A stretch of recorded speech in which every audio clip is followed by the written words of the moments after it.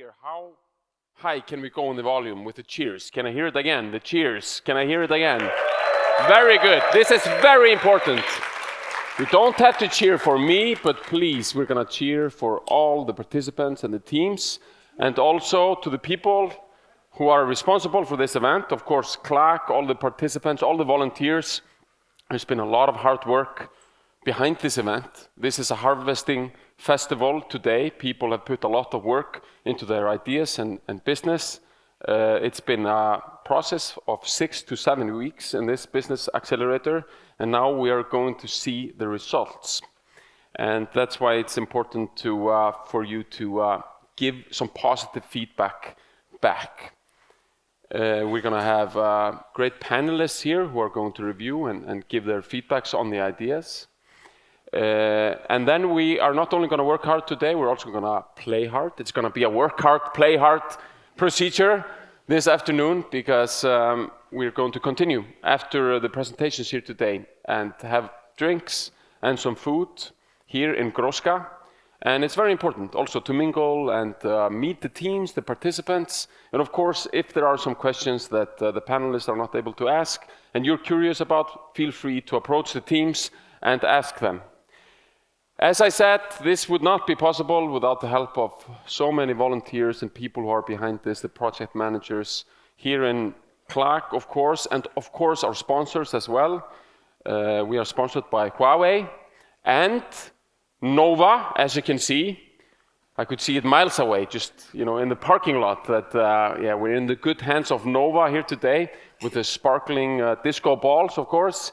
And before we move further into the program today, I would like you to welcome to the stage a representative from our sponsor Nova, the marketing director of Nova, Sigurbjörn Ari. Please give him a real cheer here. The floor is yours.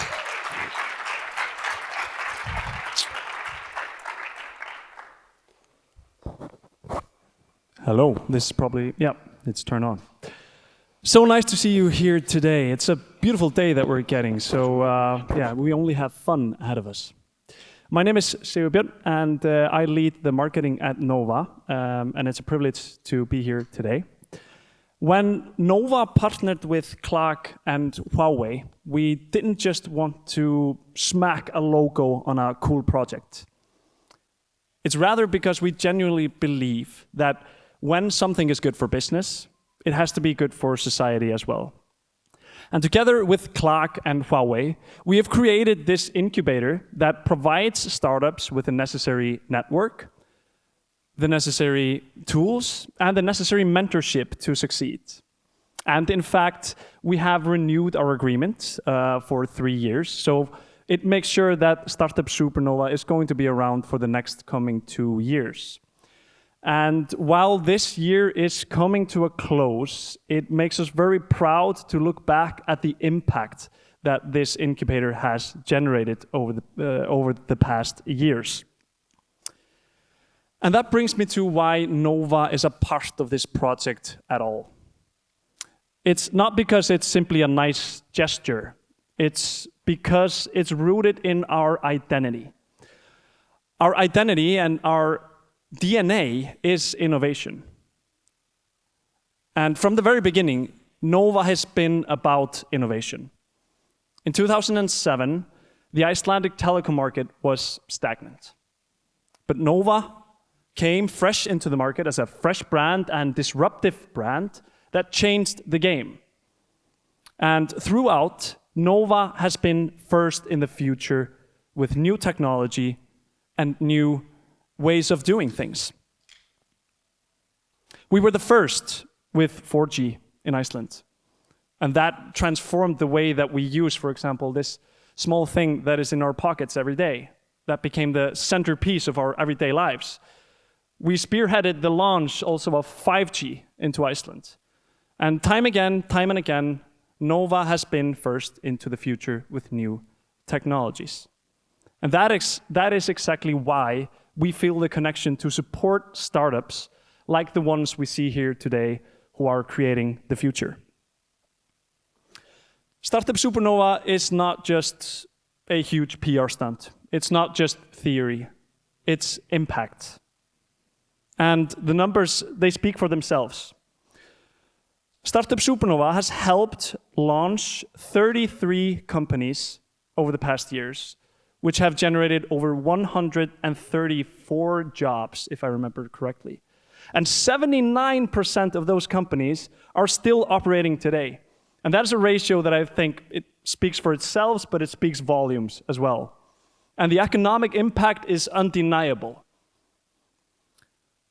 Over 58% of the companies that have operated for more than a year after the incubator finished have secured external funding. And in total, they have secured 1.7 billion Icelandic kroners in external funding. And I want to hear like a wow.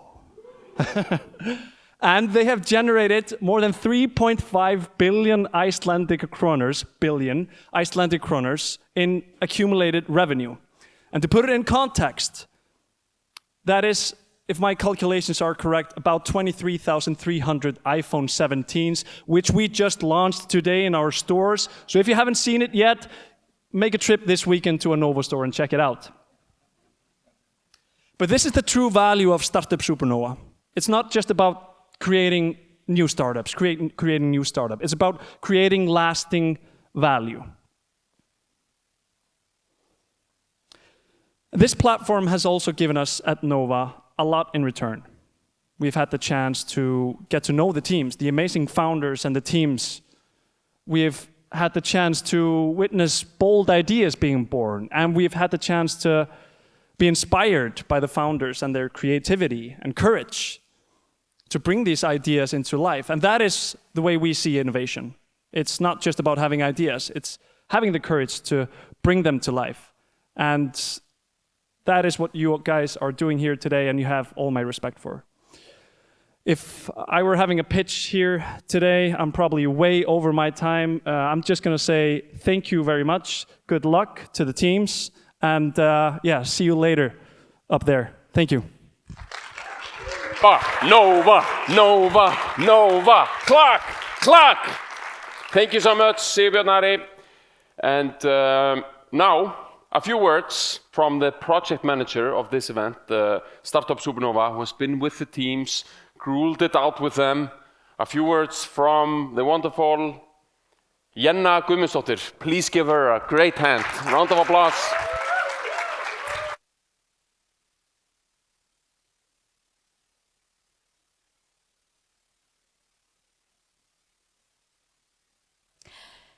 Hello, thank you, and welcome to Startup SuperNova's Demo Day 2025. It's great to see you all. My name is Jenna Björk Guðmundsdóttir, and I am project manager of Startup SuperNova, as you just said. And I have had the privilege of managing this year's Startup SuperNova Accelerator.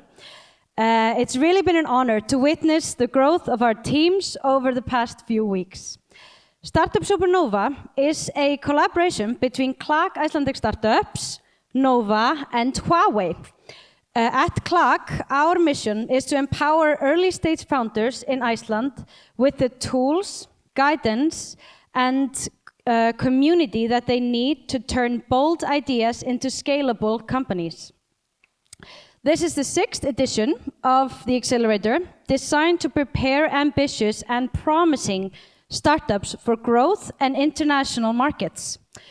None of this would be possible without the dedication of mentors, lecturers, and industry experts who've shared their time and knowledge so generously. Over the past 7 weeks, 9 fantastic startups have worked tirelessly to refine their business models, strengthen their strategies, and sharpen their pitches. 8 of these teams even traveled with us to Copenhagen to pitch at the stage at Tech Barbecue this summer. An amazing experience where they rose to the challenge and represented Icelandic innovation on the international stage. Throughout the program, the teams pitched publicly 7 times in total, including the big stage in Denmark.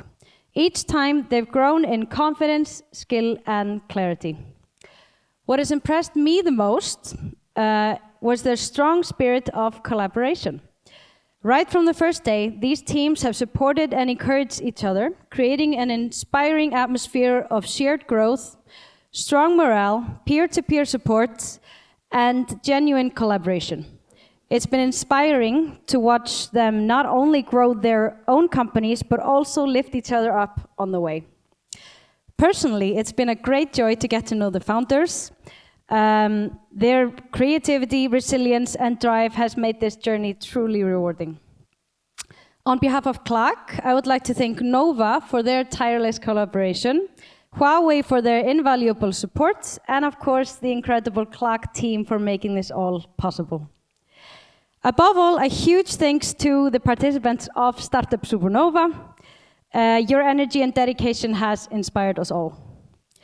Today is about celebrating your journey, your progress, and the exciting future ahead. Let's enjoy this day together and cheer on these amazing founders who are shaping the next wave of Icelandic innovation. I look very much forward to seeing your pitches, and can't wait. Thanks.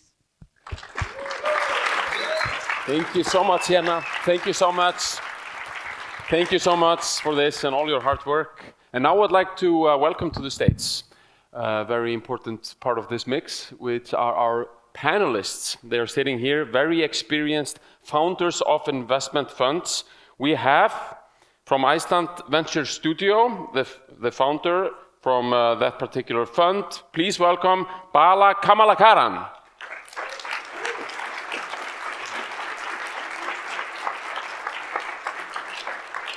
I can promise you this is not his first rodeo. He has heard a lot of pitches, and many of you might know him. And of course, founder and partner at Crowberry, Helga Valfells.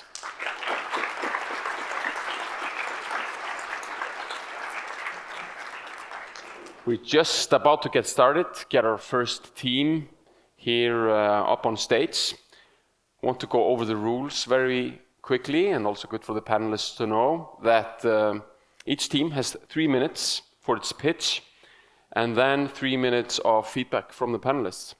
And I have I'm in the unlucky role of managing the time, and so maybe after 3 minutes I will let you know that we have to conclude the questions we have. But how are the panelists feeling? How are you? Are you comfortable in your chairs here? Yeah? And we can hear you well, right? Yes. Get this closer here. It's very good. As I mentioned, this is not going to be the first pitches you hear from businesses, and not the last. They will be the absolute best, of course. Of course. Do you listen to, when you only have some sort of like elevator pitch like today, do you listen for something particular? I listen a lot for passion, because you have 3 minutes that people know the problem that they're sort of addressing, and then they have a passion about it. And how can you feel that passion? What measurements? I think it's really difficult to put a KPI around passion. Yeah, I think either exactly. you have it or you don't. Yeah, you don't have a passion meter. It goes up and down. But then I don't have an engineering background. Yeah. Maybe the engineers. Yeah, so you go into the details maybe later, but if you hear that the initial spark and passion, that gets you interested to ask more questions. Yeah. So for the first 3 minutes, if people only have 3 minutes, they should crank up the passion. 3 minutes is a long time when you really think about it. Sure. we used to make sure that they did it in 90 seconds. Okay. It was even shorter. That's next level stuff, okay. And when you have such a short period of time, if you don't care about the problem that you're trying to solve, the passion doesn't come through. But I know the teams here all have that. So I'm really excited to hear that. Absolutely. And as we know, this is not a competition. People are just reaping now what they have been working on, and we're going to give all kinds of feedback, of course, but we're not looking maybe for that competitive edge in the content standpoint, but still we want people to be at their absolute best here, and you in the audience, it's very important for you to participate in that and give us some very good vibes. We are about to start this, and just so you understand, like the whole measurement of this event, we're going to go into now 5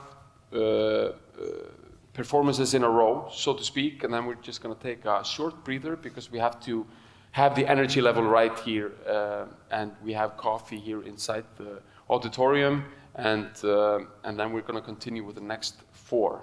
And we want all the teams to have the best possible attention from you in the audience, because as you know, something is created in this exchange between the performer and the audience. There is some static energy, some magic dust in the air, and this is a very important event for people who have been working on this and are maybe showing some parts of the idea to a big audience like you for the first time. So are we ready? Can I hear just one practice cheer before we welcome the first participants to the stage? 3 minutes of pitching and then 3 minutes of feedback. Then I will be the annoying guy who's going to pick in your shoulder. But let's commence the Startup Supernova of 2025 by welcoming to the stage Alta Öryggi, Alta Seyfi. The floor is yours.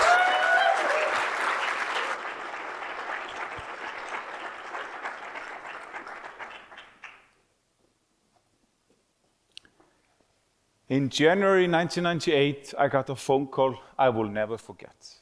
My mother called me and she told me my father had been seriously injured on a fishing trawler. That same year, 3 Icelandic fishermen died at sea. Now, almost 30 years later, we still have over 100 fishermen accidents every year. My name is Gisli. I'm the founder and CEO of Alta Safety. At 16 years old, I started out as a fisherman, but for the last 25 years, I worked in safety management. Alta is a mobile and web-based safety management system that helps fishermen to carry out safety drills, inspections, and other safety matters. It simplifies all safety management, engages fishermen into safety, and provides captains and fleet managers a real-time data about what's going on in their fleet. Since 2022, we have been developing Alta in close cooperation with Icelandic fishing companies and crews. Today, over 2,000 fishermen and 65% of Iceland's largest fleets are using our solution. Users report up to 50 to 80% increase in safety drills and inspections. Fishing is one of the most dangerous industries in the world. The reality is that most crews today are using paper-based systems and having uncoordinated safety practices. But upcoming new European regulations will demand all fishing vessels to have safety management system on board. That's why we built Alta. It's not just a software, it's saving lives. Alta has shown it's a market product fit in Iceland. We are solving real problems and we are driving results. We already started trials in Greenland. Our monthly revenue is growing. We have about break even around the corner, and international companies are already knocking on our doors. Alta has proven itself in Iceland. With my fantastic team by my side, we are working on it that no one else will ever get the same phone call I did in 1998. I ask you as investors and partners to join us to scale up Alta globally and save lives at sea. Thank you.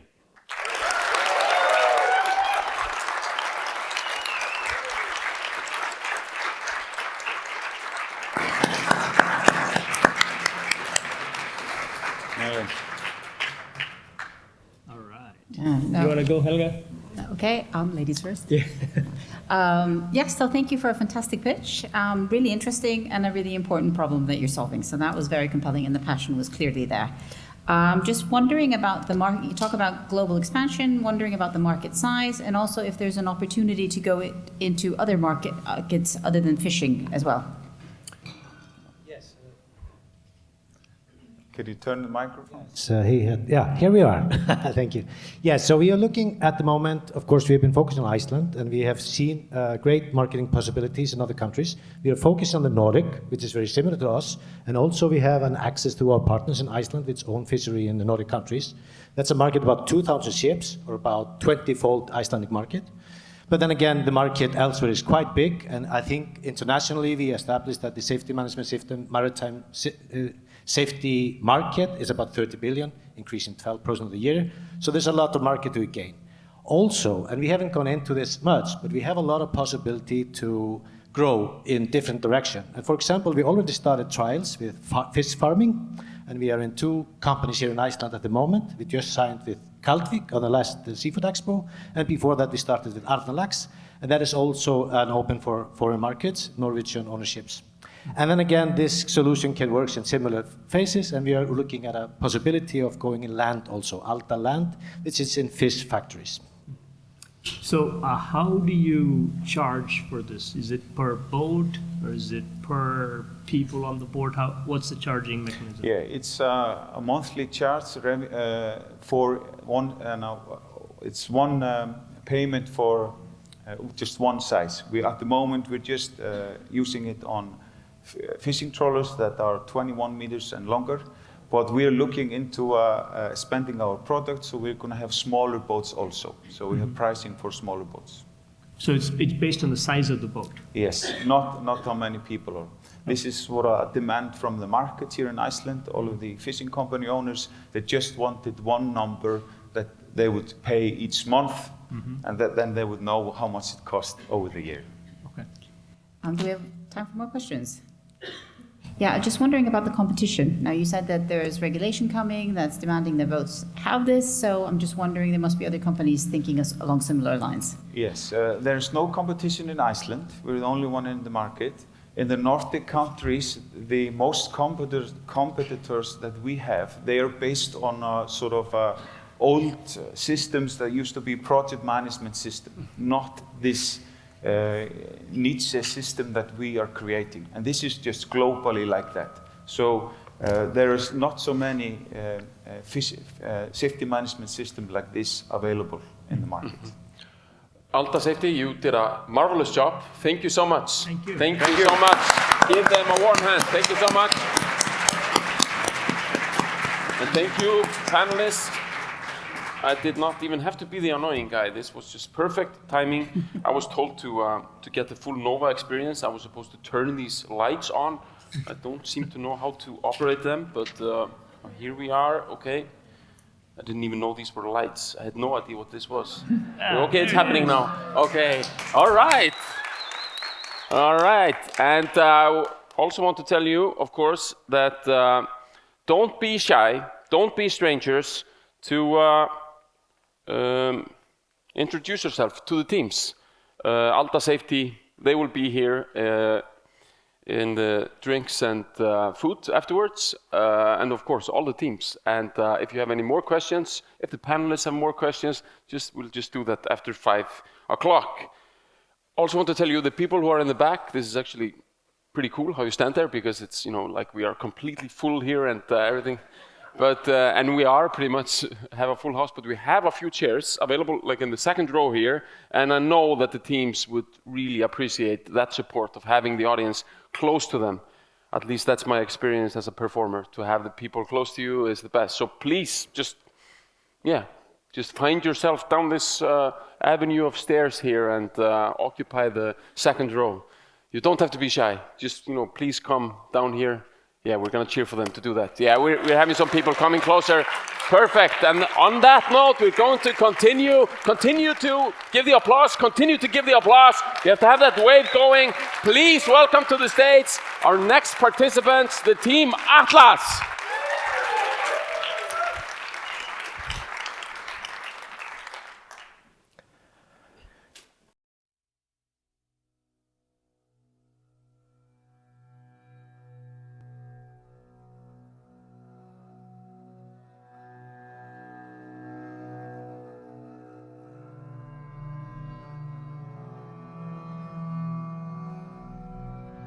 My name is Thorður. I'm the founder and CEO of Atlas, and it is our mission to ensure that Icelandic data stays safe in Iceland. Because if you need to run software from Iceland, you have two choices. You can go abroad for flexible cloud services that might simplify your operations, or you could stay local, do it yourself, without the flexibility and added overhead. Now, if you choose the first option, you expose yourself to two problems. One is you expose yourself to the risk that the undersea cables connecting Iceland to the rest of the world might get ruptured. And secondly, to arbitrary data access, like I described before. The solution to this problem is Atlas, a secure, local, sovereign cloud that gives you the flexibility you find abroad, but keeping your data local. There's never been a better time to do this than today. We have world-class data centers that have evolved over the last decade. Geopolitical tensions are rising, and our European colleagues are looking for solutions to the same problems. In addition, in Iceland, a vast majority of software isn't even in the cloud yet. So there's a great opportunity here. Our competition is, on one hand, the big US tech companies who are unable to give us the same data residency guarantees that we need. And then we have local players whose main business model is selling billable hours for custom solutions. Atlas is different. We aim to get out of people's way, give you the tools and the self-service to manage your infrastructure by yourself, and offer transparent, pay-as-you-go pricing. We've had great traction so far, with over 40+ interested testers and potential customers. This is all in our live alpha environment, which is available right now. And if you want to join the fray, then find me afterwards. It's made possible thanks to an excellent team of experts within cybersecurity, in networking, and cloud operations, with an even bigger group of people standing poised to join us because they take heart with our mission. And if that applies to you, then I encourage you to sign up to our email list, stay on top of what we're doing. And finally, I want to say thank you to the Clock team and everyone who made this here possible to give us a platform to share our vision, a future in which Icelandic data is not exploited abroad, but kept local, safe, and protected. Thank you.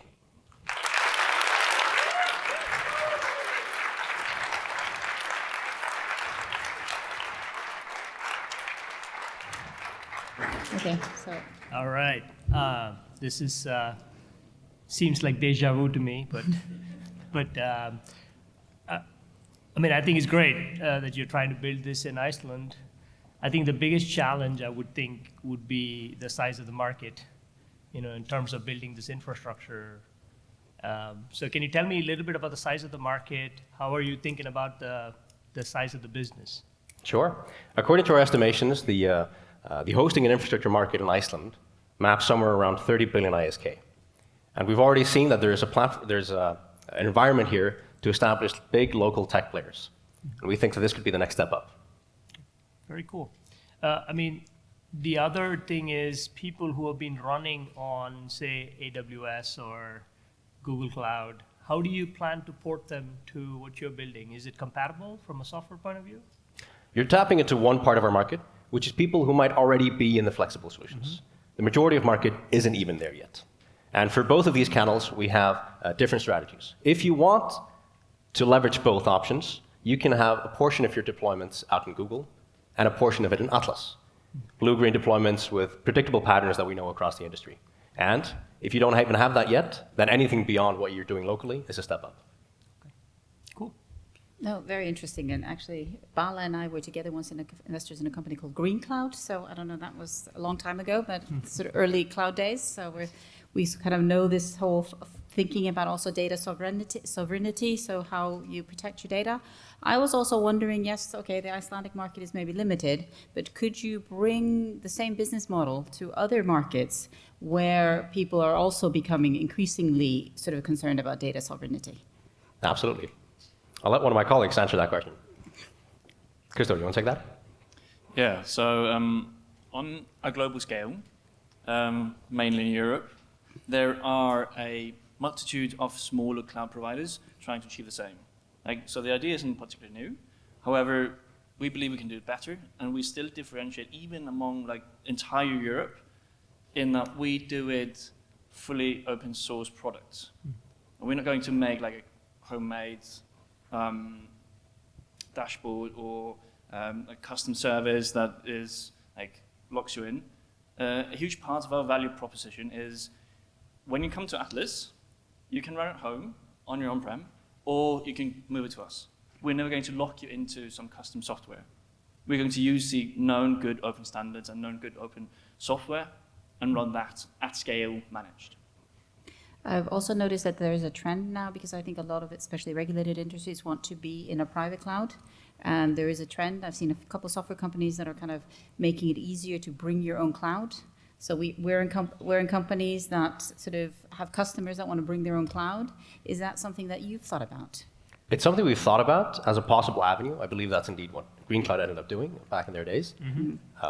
For right now, we want to focus on providing the safe infrastructure that we're capable of doing today. Okay. Perfect.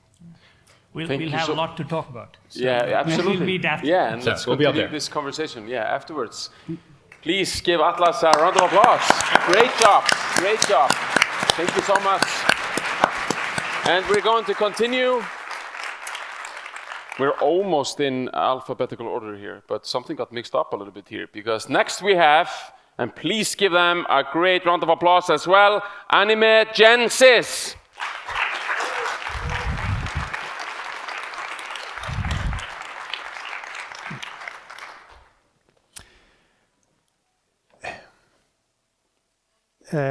Hello, my name is Vicente Carro. Probably you heard about anime. By the way, those pictures are made with our solution. Anime, it's booming right now. Everybody wants anime. The streaming platforms want anime. Streaming platforms want anime, and TV stations want anime. And anime industry is doing very well right now, but the anime production sector is not doing that well. As an example, this is an anime from Studio A1 Pictures. They did a really good job. They won a lot of prizes and awards. They became the anime of the year, and yet they lost $1 million. The reason is because the IP money that is in the top layer with the stakeholders is not reaching to the studios. That leads into a number of problems in which there is no money for innovation, so the artists are overworked and they are relying on old techniques. This means that they cannot meet the demand, so they really must increase the production rate. That's why we created Anime Genesis.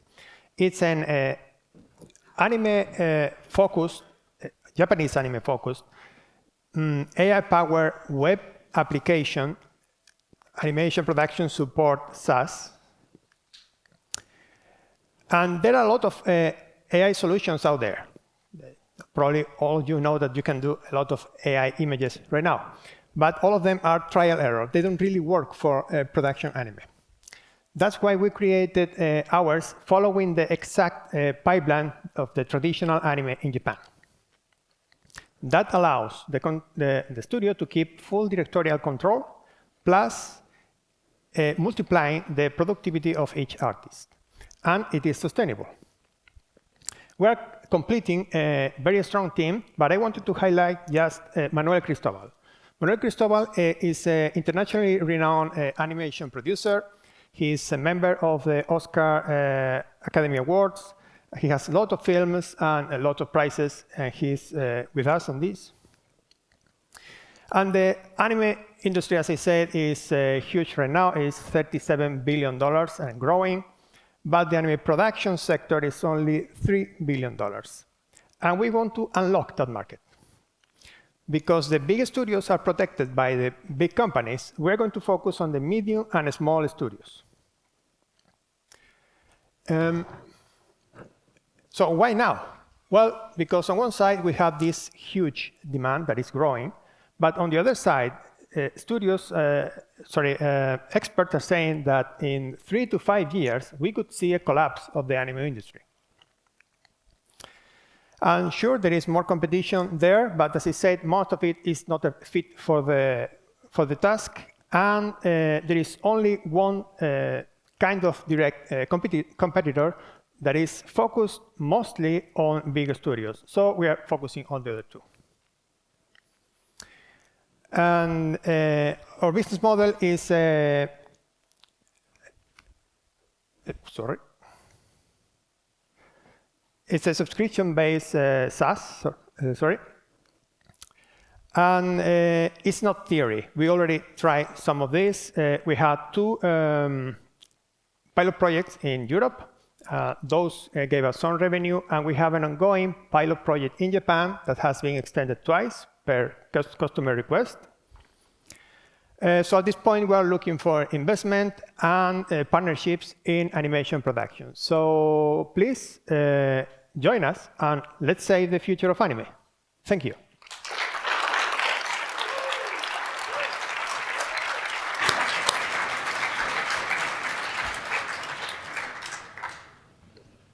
All right. So what underlying technology are you guys using?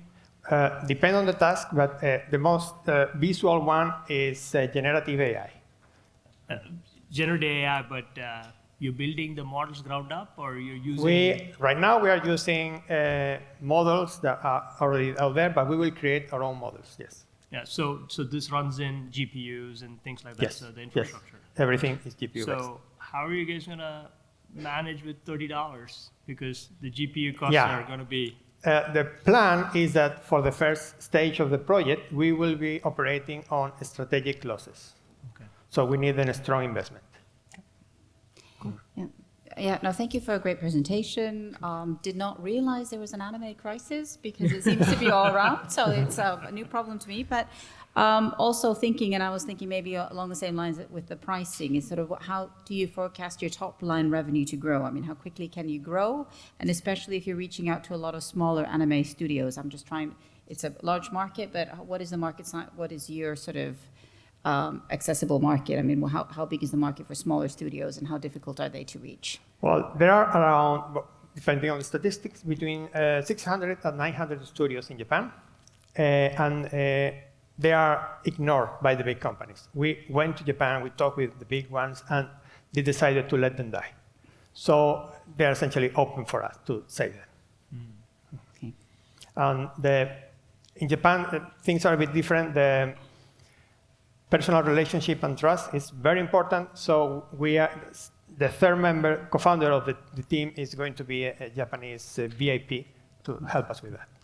Is there anywhere else in the world that they have anime studios, or would you just focus on Japan? I mean, should you all be moving? Are there other countries where they have anime studios? I mean, has it? Yes.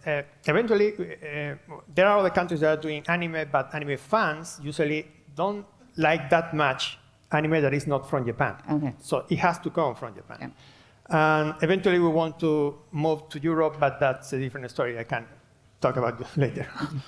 Very good. Thank you. Thank you so much. Anime Genesis. Thank you so much. Thank you so much. Great job. And are you ready for our next team? Please welcome to the stage, Bella Books. Med Almenligorna.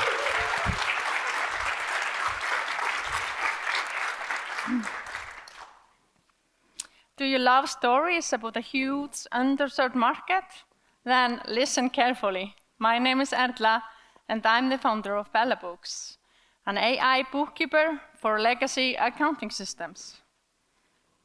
I've spent 20 years in accounting and finance, and I kept seeing the same thing. Companies wasting hours on manual bookkeeping tasks. And why? Their current legacy accounting system just don't support automation, and upgrade is either too expensive or complex. Bella fixes that. Bella is an AI-powered system that takes care of those repetitive bookkeeping tasks and connects to your current accounting system. Bella connects, no hassle, just instant efficiency and cost savings. No migration, just plug and play. Our team right now is small but powerful. I bring deep knowledge to accounting and bookkeeping, and Jói brings over 30 years in tech, ex-Google, founder of Crankwheel. And together we have the right experience to make Bella the future of bookkeeping.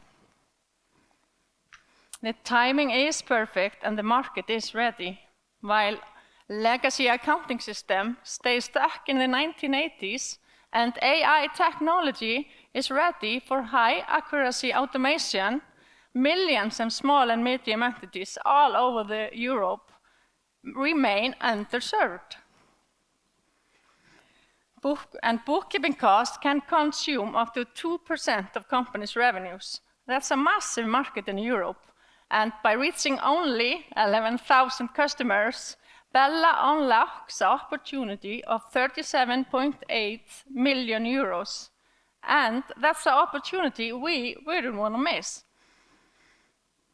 Unlike QuickBooks or Xero, Bella does not require switching platforms. Unlike SAP and Oracle, Bella is not expensive or complex.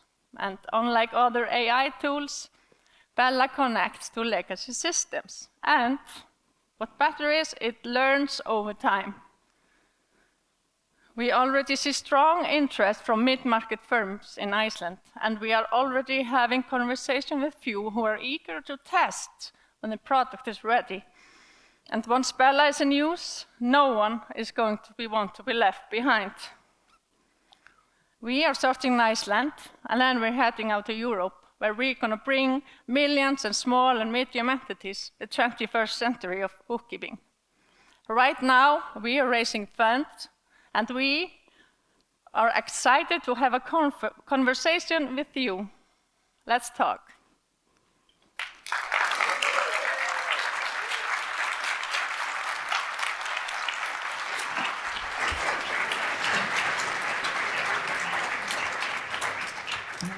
You have to wonder why this has not existed before.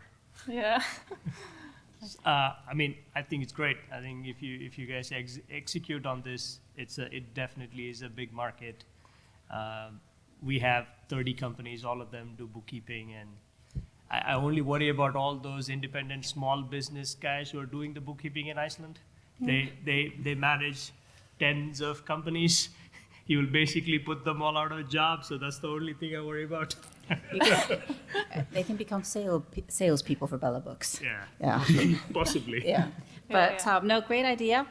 Just one thing about sort of, because I hear if you're using it, I think it's a fantastic idea also that you're integrating with legacy systems, because I think that's also, you don't have to worry about what is applicable to different geographies and things like that. Very brilliant. But I just wonder about if you're using AI, because what I've heard is that numerical accuracy can be very difficult, and you may have the right number in the wrong place. So how are you going to sort of go for that challenge? Great question. So there is actually research where AI was put into a sort of agentic loop using tools trying to do bookkeeping. It was very accurate for the first couple of months. Accuracy went down to like 60% in only 5 months or so. And this is something that we've designed the system to avoid. So there is no agentic loop working with numbers. That's one way. The other way is that we also use old school technologies. So we don't rely only on AI to extract numbers from invoices and such. We also use old school OCR. We compare, we warn the bookkeeper, we're not quite sure about this field, we're less sure about this field, and so on. Mm-hmm. I think the full automation is probably not where you want to go. You obviously want to have the human plus machine in this exercise, and have the human part of the game as well. Yes, that's true. Like we set it up now, it's like always a human that confirms. So, okay. Cool. Yeah. Good. Okay. So that will be, there will be a job for the bookkeepers. Yeah. Just make it less boring for them. At least I feel good about my bookkeeper. Yeah. There's still a job for the bookkeeper, but it's less like Excel and more like Tinder. Okay. Right.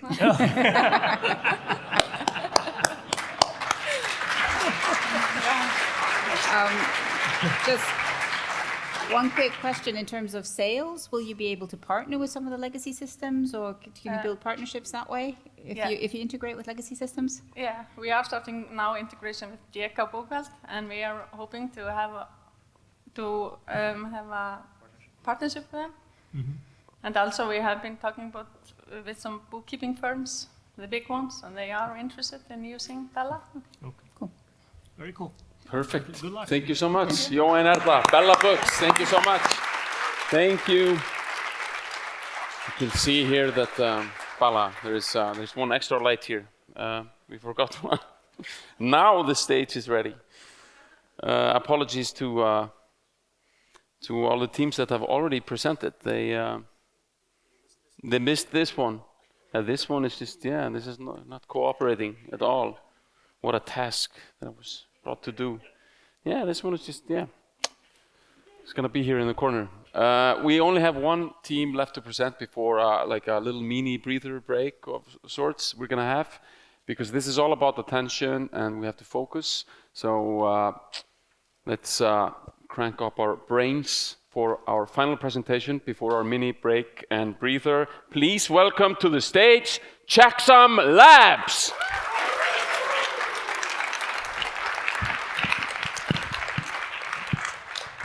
Hi, my name is Gustav, and I'm the founder of Checksum Labs with my partner Christian. And we're creating an automated test platform for the manufacturing industry. Manufacturers today face huge challenges when it comes to quality assurance. Defective products slipping through lead to costly recalls, while regulatory requirements and documentation are becoming increasingly complex. Many teams try to solve this by creating in-house tools which drains resources. In short, quality assurance has become a bottleneck. Christian has first-hand experience in how testing would consume significant resources in hardware development, where often he'd be working on teams where over 15% of their entire effort would just go into manufacturing test setup. A clear inefficiency which inspired the founding of Checksum Labs. Checksum Labs solves this with an integrated platform that combines automation and seamless traceability. Each device is tested faster and more thoroughly, leading to lower recall rates, faster product to market, and stronger customer trust. Products are placed in custom test fixtures where automated tests are executed. Each device receives a digital fingerprint for full lifecycle traceability. All of this is accessible through dashboards that provide real-time insight into production performance. This is a massive market. The global quality assurance market is valued at $50 billion, but our initial market will be regulated EU and Nordic markets worth around $500 million. The timing is perfect. We're seeing an explosion of IoT devices, all needing robust quality assurance systems.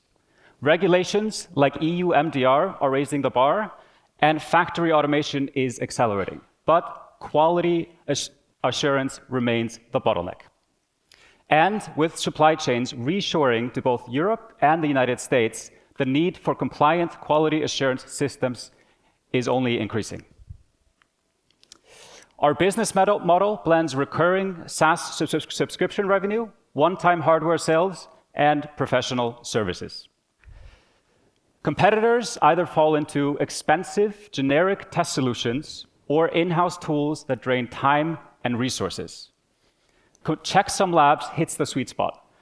Faster automation, compliance-ready, cost-effective, and fully integrated traceability. We've already begun integrations with our first customers and established strategic partnerships within the medical device industry where we see strong product market fit potential. Our team has a strong combination of both business development and hardware development expertise. Quality assurance does not have to be a bottleneck. With Checksum Labs, quality assurance can be turned from a cost into a competitive advantage. Thank you. Yeah. No, thank you for, it was a very comprehensive pitch for 3 minutes. I think you touched on everything, which was fantastic. Well done. Just curious about your business model, because you're including professional services in that. And I know that sometimes if you're doing scaling a startup, that can become very, very tricky. Do you need to have that element as part of your business model, and how will you manage it? The services, the main services are like setting up of the test fixtures themselves and such. They are not required for the customers. They can just take our solution and do that. For like complex, we can provide the additional services if needed for those cases. The system is designed to be integrated by the user. Is just a software, or is software and hardware?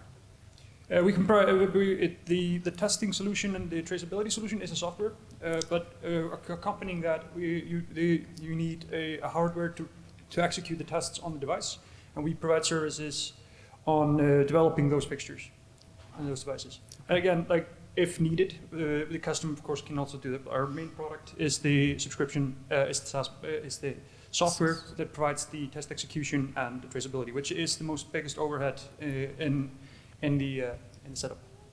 The customers that you guys already are in conversation with, is it in Iceland or is it? In Iceland, yeah. Yes, we're starting with using our network here in Iceland. It's great to see that companies in Iceland are actually manufacturing things. That's good.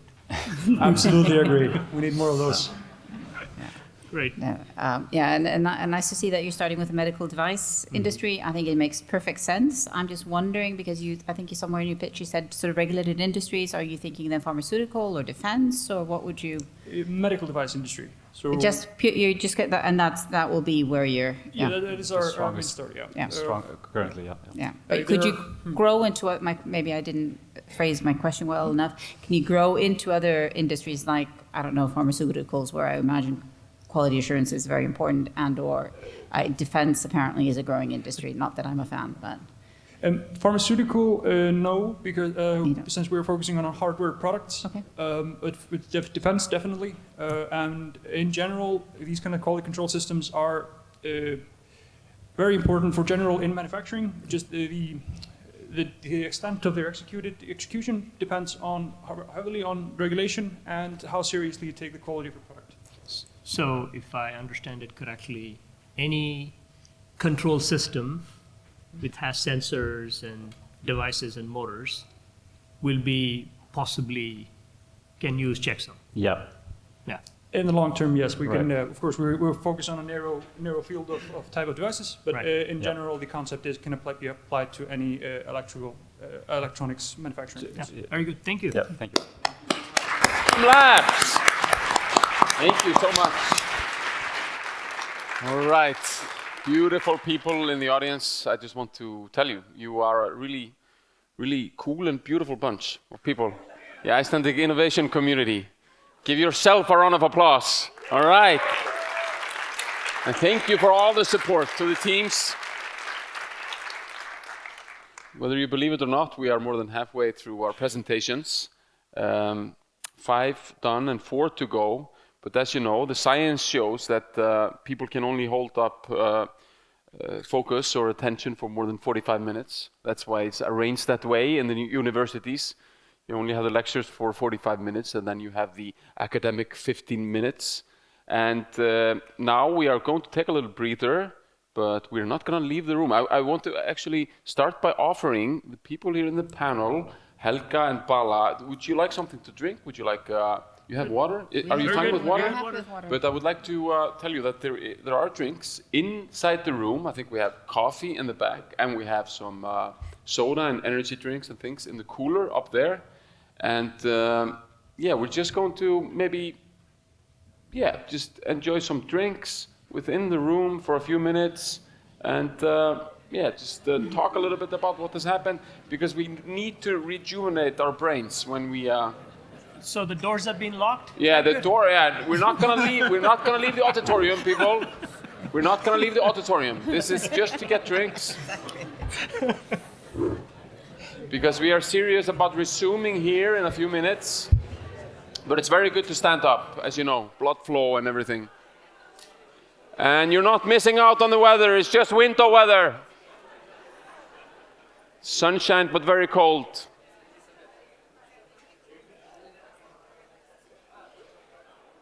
Okay, ladies and gentlemen, the beautiful people of the Icelandic startup community.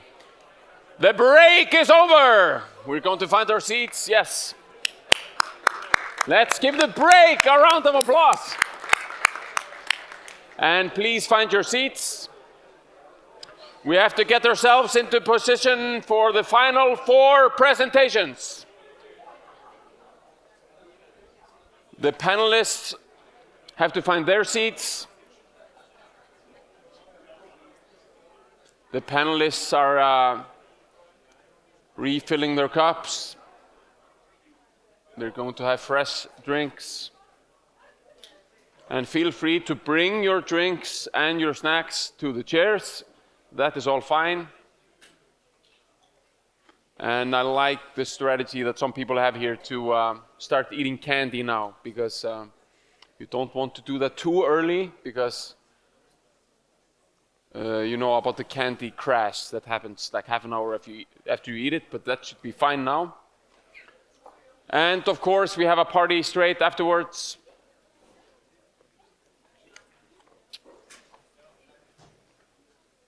With some great talent. We have Jonsi, and we have a DJ, and we have each other, which is the most important part, because we're going to mingle, we're going to chat. I was just speaking to Bala. He told me that Icelanders are always getting better and better at mingling, networking, chatting. When you first came here, you saw that we as a nation, we have a culture of being very stiff in those situations, but you've seen some improvement. Yes. Yeah. It's taken 20 years, but we're there. Yeah. Because, it's up to you what kind of attitude you have towards the casual chat. But of course, innovation, especially in the business sense, is all about relation building up trust with people. And of course, you want to share your ideas about your business, but sometimes you just want to mingle and talk about all kinds of things and whatever can connect you. And I guess that is also important. You sometimes just feel a vibe of a team, some chemistry that happens, and it is almost as important as the business idea itself. It's just how you feel about working with people, and it's a people's business. We are all humans first. Yeah, so, absolutely. And we can feel that. This is a very human event we have here this afternoon, with people talking to other people. And thank you so much for your great attention and your support so far. But we are now ready to commence the second part of this show. And we're going to start with a great team. They are here to present to us. Please welcome, and I know we still have it in us, the great cheer that we're going to give to Core DMC.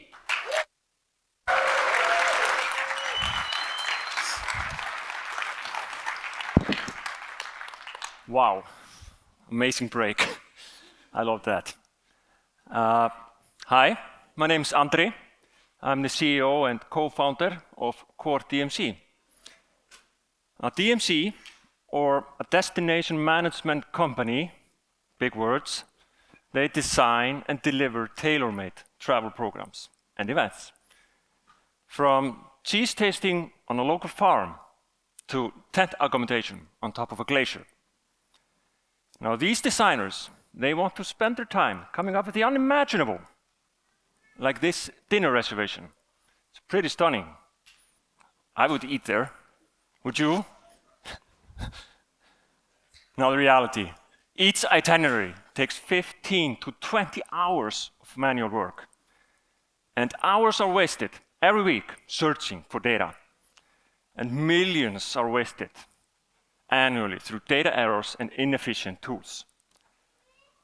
That's why we've created Core DMC, to help with those tedious, repeated tasks. In Core DMC, you only need to search for a service and drag and drop it onto the timeline and repeat. And when you're done, you have a very detailed view of your program. You can sync your prices within a click of a button.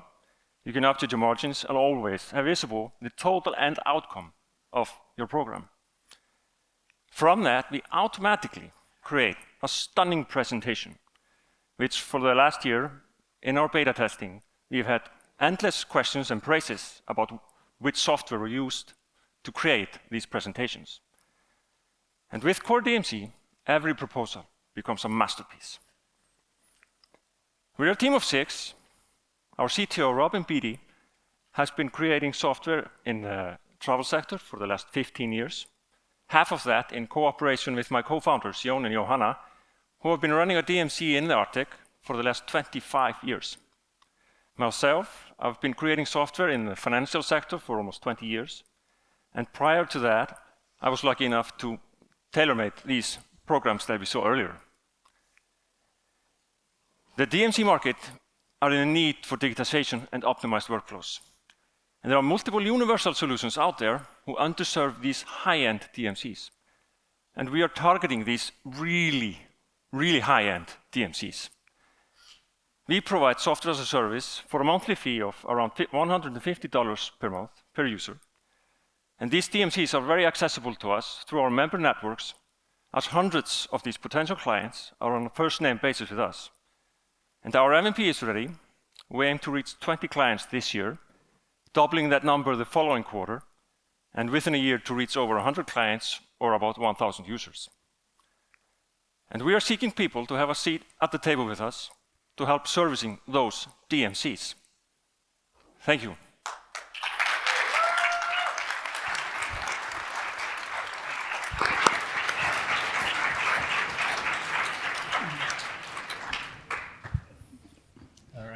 All right. Yeah, so you win the award for biggest team and most beautiful slides. Yeah. Win everything. But just curious, really interesting presentation, and I'm sure my 2 questions would be like, how do you, because everybody is using a lot of OpenAI or ChatGPT for their travel destinations. I mean, how do you compete with that?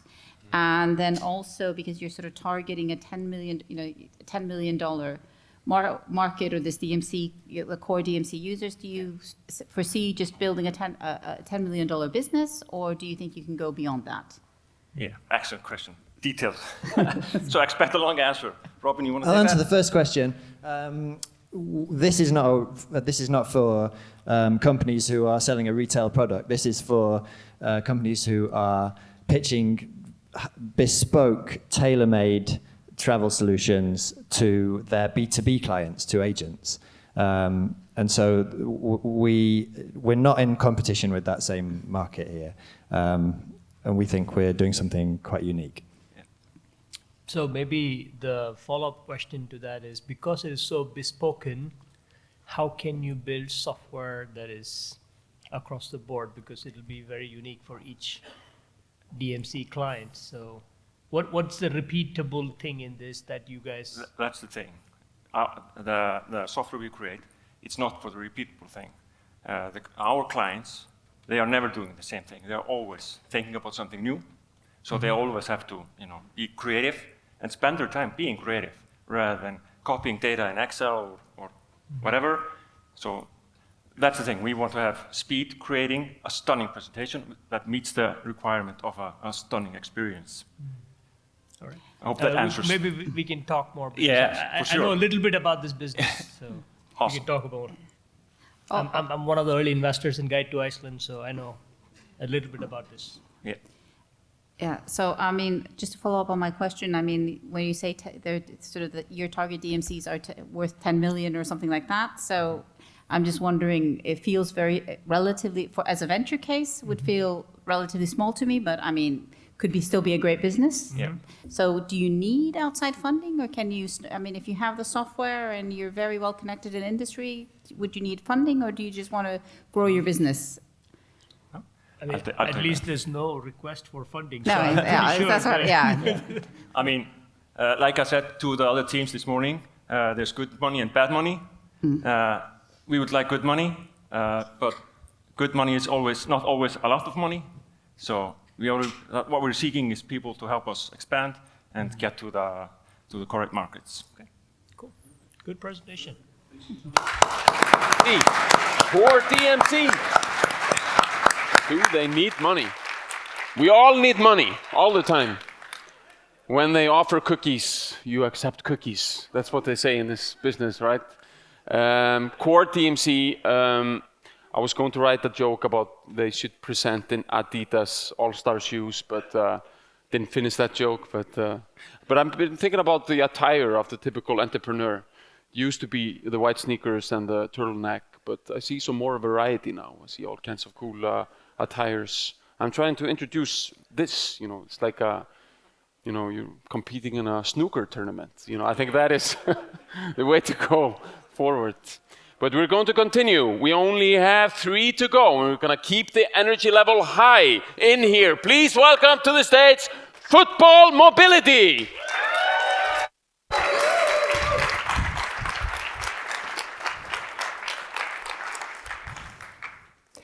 Good afternoon. My name is Margaret, founder of Football Mobility. We help players prevent injury, recover smarter, and extend their careers. But why does it matter? Clubs lose millions to injuries every year, and players short their careers. Yet recovery remains the blind spot, unstructured, undervalued, and often skipped. In our survey of 254 players, 73% told us that they've been injured for the last 12 months. And this isn't just a youth issue. Professional squads average nearly 50 injuries per season, costing top European clubs over $800 million last year. That's a huge market opportunity. This is Football Mobility, an app with simple routines for recovery and injury prevention. Customized for each player and simple enough to fit into any day, helping them avoid setbacks, spending more time on the pitch, doing what they love. Clubs invest in every part of performance, but recovery and mobility still lack structure and scalability, especially in youth. And mobility is often the foundation to stay injury-free. Football Mobility fills that gap with short, personalized routines for players while giving clubs oversights, saving coaches and physios valuable time. With around 400 million players worldwide, football is the biggest sport in the world. We start small in Iceland with around 10,000 youth players. From there, we expand step by step to Nordics and then Europe and North America. There's a lot of tools on the market, but recovery is still where football falls short. Football Mobility is the only platform that combines what players want and what clubs need. We start with youth, that's where habits are built. Simple structured routines, recovery becomes part of their game. Our model is simple. We start with clubs, the fastest way to reach player and build trust, and players can also subscribe individually. I'm leading Football Mobility as a founder. With me is Robert, who's one of the top Icelandic physiotherapists in Iceland. He has worked with the top football clubs and the national team. He will be responsible for all the clinical content. And Gustavo, who's our CTO, he has 11 plus years experience in tech. He will be building our platform. Where we stand now, our prototype is almost ready. And our next step is think aloud session with players. From there, we're going to do beta test. Football Mobility is here to become the best recovery tool for players everywhere. No more injuries, no more bullshit. If you agree, I would love to speak with you later after the pitch. Thank you.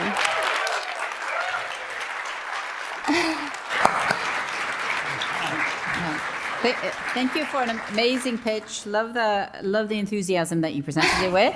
And I had a son that played football from age 5 to 20. We were at the A&E all the time. He had a loyalty card there, I think. Got lots of points. So I can really see that there's a need for your product, and it's great to see that you're starting with youth. Just a quick question, because it was very well done. You had Tam, Sam, and Som there, but I sort of was missing the numbers. It was the number of players, but not like a monetary figure. I didn't see that on the slide.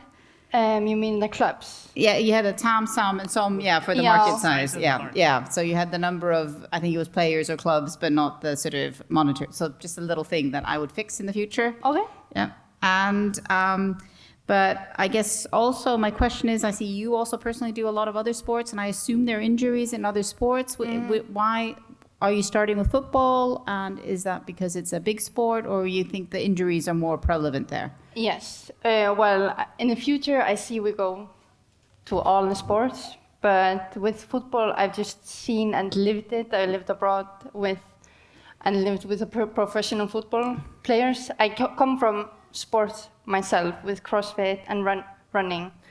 But there are tools there that are already on the market, but there's no recovery tools for players to go to if they don't have anybody. It's actually a follow-up question on that, because I think the sport with the most injury is basketball. Globally. Okay, I did not know. Yeah. So, but I'm sure this fits that as well, because the injuries are very similar across all of these sports. It's either you break your ACL or tear your ACL, or something like that. I was also going to ask about the size of the market. The number of players is one thing. How much you plan to charge for it, and how will the clubs pay for it? What do they spend now?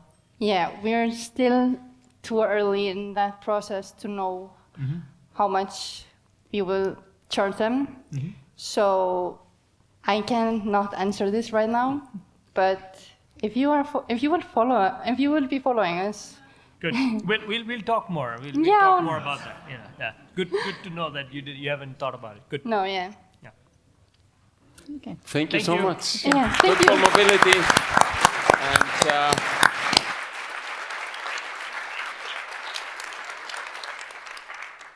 yes, and please follow up on that from Margaret and speak to her later in our event that will start straight after our presentations here this afternoon. And we're going to continue. We only have 2 to go. Please welcome to the stage the team My Rise.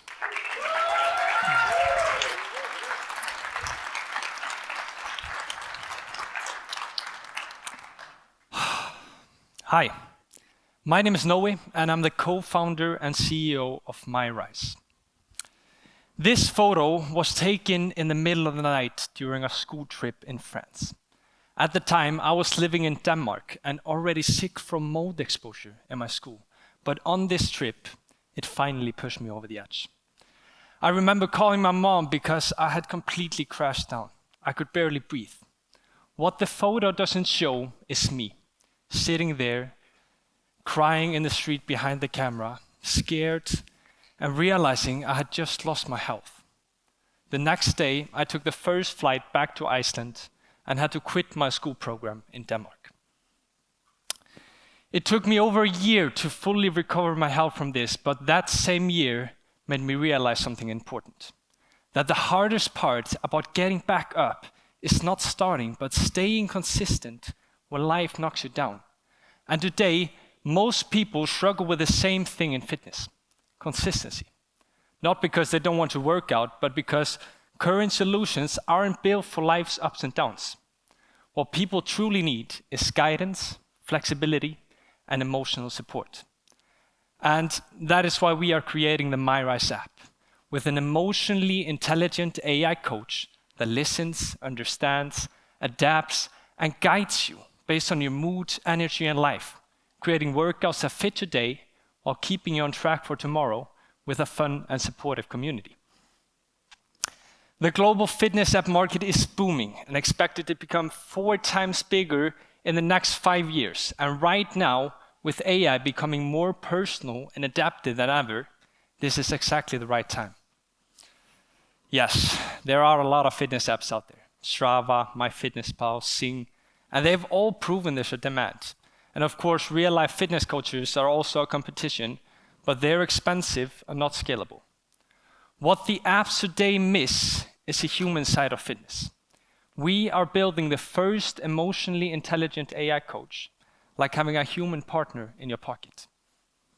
We have a freemium subscription model because we want My Rise to be accessible for anyone and create impact. We expect around 10% to convert into paying users, and in the next couple of weeks, we will start private beta testing. We are a founding team of 3. Our CTO, Sammy, a super smart and hardworking guy with a big heart. Tara, our CPO, with a real gift for design, who's positive and truly understands people. And myself, just a normal guy with a big purpose. The other day, I asked myself, why did I even take this picture? And for a long time, I thought it was just a random bad photo of a dark street. But maybe everything happens for a reason. Maybe I took the photo to tell this story today. Because in that moment, sitting there, I was at my lowest, thinking I had nothing left to give. But this day is where my rise began. Thank you.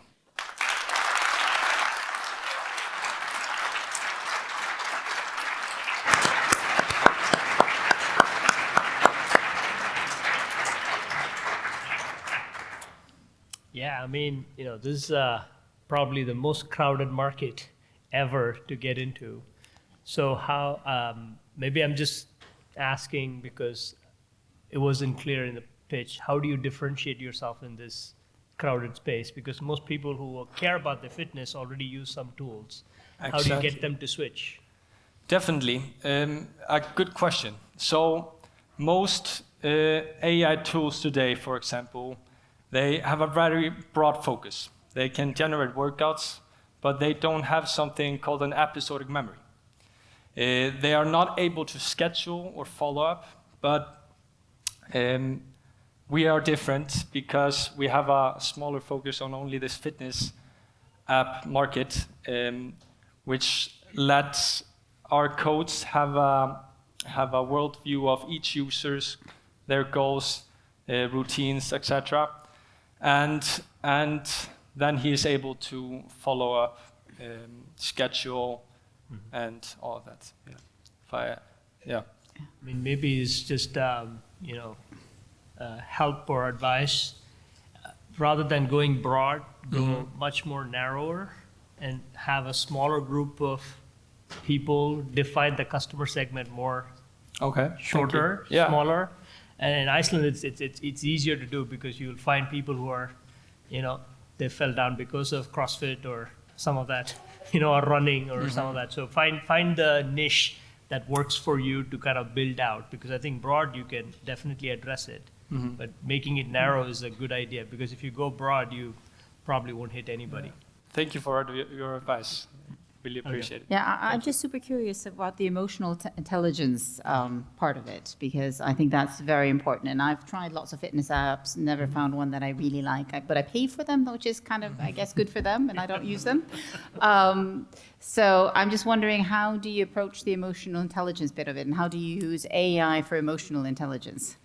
Yes, that's a good question. So in a short answer, emotional intelligence for us means really understanding the user, where he comes from, what his goals are, and for the AI to really do that. If I answer it correctly, or Yeah. We'll talk about it in the Yeah, exactly. Exactly. When we have more time. Yeah. Thank you so much. Great. My race. Thank you. Yeah. Thank you. Noe, Sami, and Tara, thank you so much. Great presentation. And great personal story and great storytelling we heard there. So we are ready for the final presentation. Again, a reminder that we are working hard and playing hard, like people have been doing in this business accelerator. We have a party straight after the event. We have Jónsi of Jónsi Svörtum Fötum fame, the one and only. He is he's just about to enter. He will be ready as soon as we go in the front hall after the event. And we have DJ Caritas, and we have drinks and food. There's no escaping. We are going to. It will be just right outside this auditorium as soon as we have wrapped everything up here. But we're gonna stay super focused until the very end here at Startup SuperNova 2025. And I think we are ready for our final team to come on stage. We have Muhammad from OptiDesign.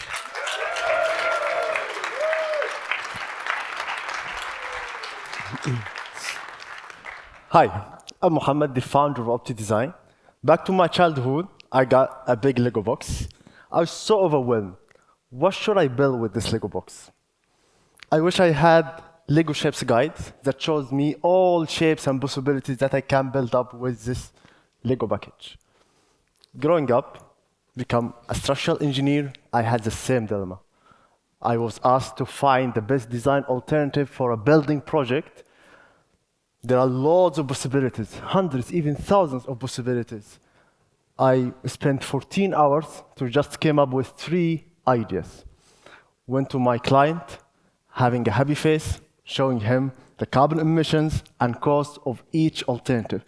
My client told me, I'm not an environmental activist, and he chose the cheapest option. It's my fault. I failed to show him the visibility of sustainability practices. Because of that, I came up with OptiDesign, an AI assistant that generates all possibilities for a building project. Instead of few alternatives, we are talking about hundreds, even thousands of alternatives. Instead of 14 hours, we are talking about minutes. It's like the Lego Shapes Guide for building industry. Then we'd have the total cost for each generated alternative. This total cost includes the sustainability metrics in financial terminology, in a language that all people can feel, that all people can understand. Instead of saying carbon emission, I'm saying carbon cost. Did we invent the wheel? Somehow. We have our strong competitor, which is Structural Panda. But they fail in design integration and design communication, which we fulfill in our tool. Who's building this magic? Oh, it's not here? Okay. So, where are we now? The concept was proven through my master's thesis, and the market is under assessment. We interviewed 3 big players in the Icelandic market, and they showed interest, and they are willing to subscribe and invest in our tool. We built the demo version, and we are in the developmental process of other versions. We are talking about a huge market, $11.7 billion market. Who's building this magic? Yes, here. It's myself, a sustainability specialist and researcher in Husky, Iceland, and my partner, Ashraf. He's a digital engineering specialist who's based in Germany. A great opportunity to expand in this market. You interested? So, if you are interested, you can join our OptiDesign loop. If you are an investor, if you are a collaborator, if you are a talent, if you are a potential customer, like construction engineering company, please scan the QR code to join OptiDesign loop, or just follow our journey in LinkedIn, or let's play with Lego after this presentation.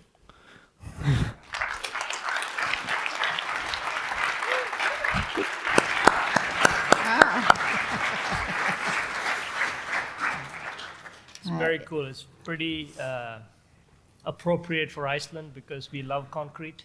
Okay. So, you know, the fact that you... And Lego. And Lego. Yeah. We love both. So for that.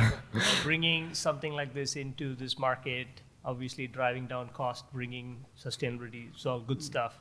But I never saw how much you plan to charge for this.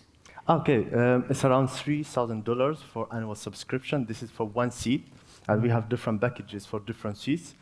For companies, starting from 25,000, can give you like 10 or 10 to 12 seats. So your customers will be engineering companies that actually design these buildings. Exactly, who specifically doing, like our niche is a structural design, but it's construction design companies. I also really liked your approach about looking at carbon cost rather than carbon emission, because I think that speaks to sort of people that are investing in real estate and things like that. So very smart. I'm just wondering, is that regulation driven, the carbon cost, or is it something else that you factor into it? Yeah, specifically, we are linked with the regulation, so we are tailored for each country. For example, the regulation here, there is no carbon taxes here, but in country they have carbon taxes. We would link with this. Here we can link with carbon credits. There are countries like Denmark, they have carbon threshold, so our tool would be based on carbon threshold when we address this aspect. And given that there's sort of international engineering companies working within Iceland, do you think you can grow with them, like with Covey? Could you grow internationally? Yeah, we're having a meeting with Covey next week, and we interviewed the other companies you see in the picture, or no, see. And when do you finish your PhD? Okay, after kind of 2.5 years, theoretically. Oh, okay. So running a startup and doing a PhD can be quite time-consuming, I would Yeah, imagine? definitely. Yeah. Yeah. So how are you going to manage that? Yeah, the beautiful thing about PhD is the flexibility. So it's like deadlines. So we can say the startup is like a project, and the PhD is like a project. So we don't have like working hours. So we are kind of working with this project, and we are expanding our team to kind of have this balance of having maybe less hours working. You can drop out of the PhD if you want. Yeah. This is one of the reasons why I'm doing a PhD. I love PhD, definitely. I'm just joking. I'm joking. No. Yeah, that's beautiful. No, very cool. No, I like it. Yeah. Good stuff. Thank you so much. Good presentation. Thank you so much. Perfect. Up to design. Thank you, Mohammed. Thank you so much. Perfect. And to all the teams, thank you so much for a great afternoon. And to the panelists, Helka and Pala, thank you for your service this afternoon. Really grateful for that. As you know, this entrepreneurship, it's so much about giving feedback and being, very generous about giving time and feedback and ideas. And we really appreciate your work this afternoon for us. So please give them another round of applause. And they are now excused. You are excused. You can go sit here. We only have one final thing left on the agenda, a very important thing we have, and please welcome to the stage the CEO of CLAC, Ásta Sóleyja Guðmundsdóttir.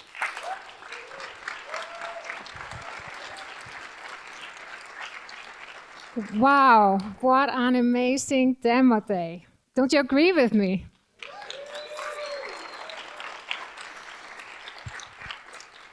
Congratulations to the 9 brilliant teams who presented here today. It's been a pure pleasure to get to know you, to follow your progress, and witness these presentations today. We are so proud of you. You have shown us what the future of Icelandic innovation looks like, and we can't wait to follow your journeys. Thank you so much to Huawei and Nova for the continued support of Startup SuperNova Accelerator. Thank you so much to the CLAC team for organizing this program, and especially for Jenna Björk, who was the project manager. Thank you so much for the lecturers, the mentors, and the advisors for your generously sharing your knowledge and support. Thank you so much for to Helka and Bala for the challenging questions, and also to Bergur Abbi for running the show so smoothly. And now it's time to celebrate. So DJ Caritas will be kicking off the after party right by the flower wall after we finish here. So there will be food and drinks and chance to mingle with the teams, and I hope you all stay with us. And then, like Bergur has probably mentioned 3 times, we will have Jónsi í svörtum fötum, who's gonna perform live later on at 6 o'clock. So I hope you all stay for that. And so this is a moment to celebrate the teams, the community, and the energy of innovation.